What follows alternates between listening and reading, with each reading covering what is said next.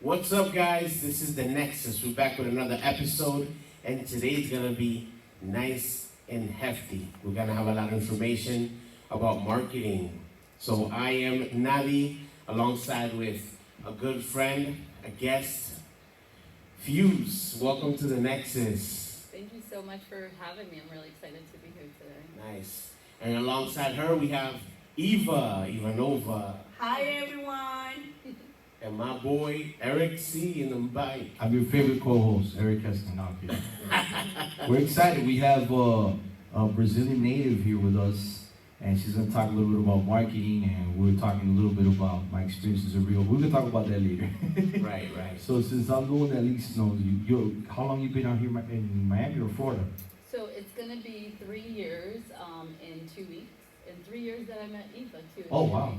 No, 3 weeks, yes. So Nice. 3 years. Wow. And what? So you work marketing. So what do? You work for a firm? You have your own company? Sure. So my entrepreneurial journey started 10 years ago as a photographer. Right. I actually moved down to Florida to work at a marketing agency. So I worked at the marketing agency for 2 years. I was head of social media and branding, and also in the SEO department. And I kind of learned marketing as I had to promote myself Right. and my business. And when I first started, my kids I had 2 boys, I still have 2 boys, they were under the age of 3.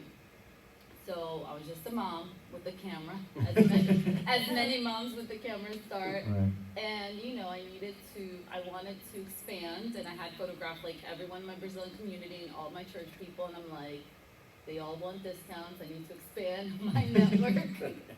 How do I start attracting American clients? How do I advertise a business? And Right.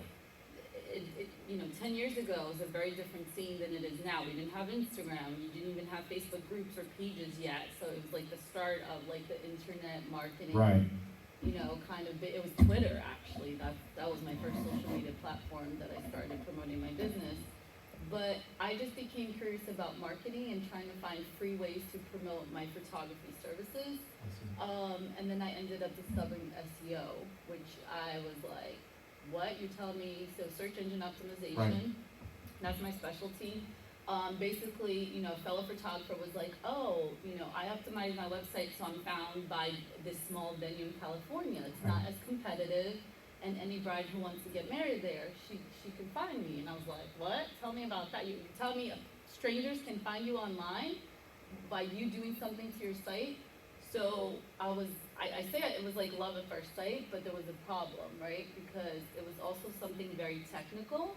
Right. It was very, the SEO world, very white men's country club, where the crazy Brazilian was not welcome. Let's just say that. Wow. Yeah. No, and I know there's a boom for that because I probably about less than a year ago, I was actually job searching. I've always worked in sales and stuff, and I actually went to a firm. I forgot the name of the firm now, but it's over in downtown area. It's right by Bayside, literally across the street from Bayside.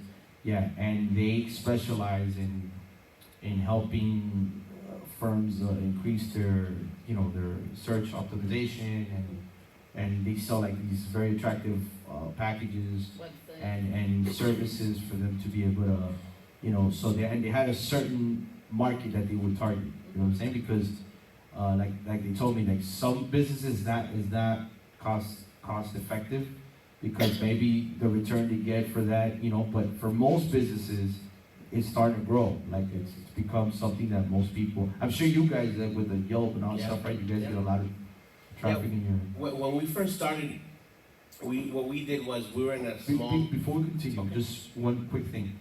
So that way we have a nice recording, especially on her mic. If we could just have a little bit closer, just because I could just hear that we're louder than she is. Yeah. Okay. And she's the important one here. Yes. So we're all business owners. Yes. So when we first started, we were in a small space. We were 144 square feet. Right. And when we started, we basically took our tax money, and Eva was like, well, what should we do? She had lost her job. I was working at a barbershop for 5 years. Right. So I was just basically telling her, I think we should just take our money and invest it into the company and we did, and we started searching. First, we had an opportunity to, this lady had a salon for like 10 years. I don't know if you all remembers that. Yes.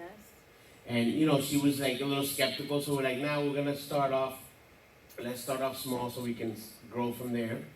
And we started at like one of those salon suites, and basically, you know, I had my clientele, even didn't have no clients, so I was like, you know, I think we should use the internet to promote. So we used Yelp, you know, and we started in Yelp, and we exploded. You know, and we had to move from that location. Were you doing paid ads or just organic? We started with organic.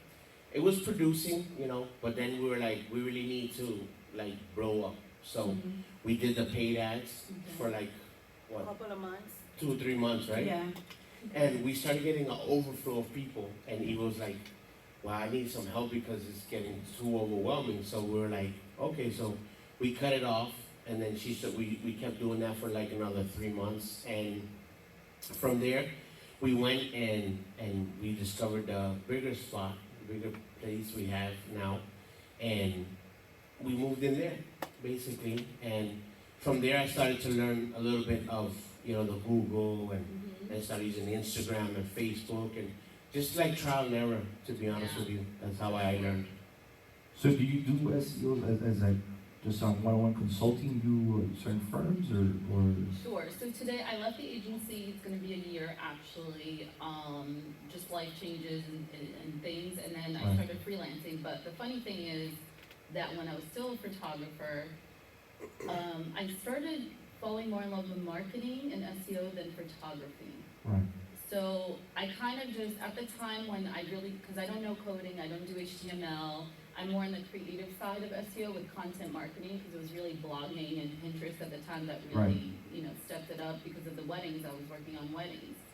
And although I didn't feel welcome, I didn't feel very technical, there was something I did do that I think, you know, if anybody's like starting a business or wanting to start a business or been in a business and you want to scale or you want to pivot, so for me, I call it follow your curiosity.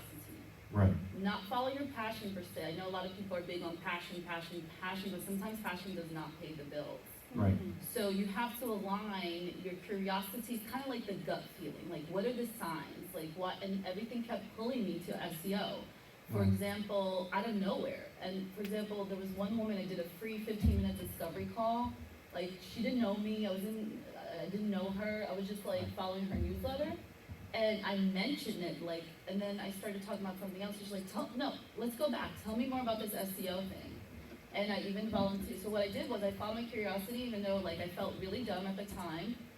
I attended every free webinar. Remember, I was broke. I attended every free webinar that I could to learn. And then I even volunteered to photograph a huge SEO conference. They never called me back, but it was a really great experience. I didn't understand 95% of the things that was going on, but I was hyped. I was like still following my curiosity. And what ended up happening was the little things that I didn't understand, I started putting into practice, and then I heard the magic words, I found you on Google. Oh, nice. So then other photographers started seeing me as an expert, because then Facebook groups rolled around, and anytime there was an SEO question, I knew the answer. So I launched my first online boot camp 7 years ago. That's awesome. So I started teaching SEO. So today I freelance. I'm a VA for Pinterest marketing, and I freelance. I do consulting. I no longer really take on SEO clients, because SEO is you really need like a big team, and it has to do with copywriting, you know, and you need a technical expert. There's a lot that goes into it. It's we always used to say at the agency, there isn't an SEO button that you just turn on. Like clients would want immediate results, and they're like, yeah, let's turn on the SEO button. But it doesn't work like that, because Google changes daily. Google has changed so much since I first started. So sorry, I didn't mean to make it a long answer, but I wanted to kind of give you the background of how I ended up. Because being an entrepreneur is a journey. It's not about getting somewhere, right? Like I pivoted. I went from being a photographer to a director of marketing at a marketing agency to a freelancer blogger. And now I'm actually photographing again other bloggers and businesses in South Florida. I think that adaptability is very important, especially now, because things are changing every month. You know, every Right. 6 months, it's like, it feels like there's a new iPhone, there's a new Right. thing, there's a new app, there's a new Yeah. way of doing things, Right. and it's changing constantly. So if your business or you as a person are not nimble, or you're not Right. agile, you're not able to adjust, Yes. you're gonna have a difficult time. Yep. You know, so I think what you're talking about, actually I'm excited because he told me, you know, that you worked in the marketing field, but I try not to really want to know too much about the guests. I want to feel organic, because I am naturally curious about what you do. And it's funny because right now on Mondays, they know I'm finishing my bachelor's. Oh, nice. So I'm doing like a fast pace, doing Yeah. eight week Wow. semesters, because I have like 30 something credits left. So I'm doing this fast pace. And one of the courses I took last semester was this series they have now in colleges that Facebook is experimenting. It's called being Facebook certified. I don't know if you've heard of that. Yeah. So if you take like these 6 courses in the curriculum Nice. and you pass them, you become Facebook certified. And one of the classes I took was social media marketing. They were talking about the SEOs and you know, and like the textbook talks about like all the different things that even like McDonald's and some of these Wendy's, like how they do different ad campaigns and Right.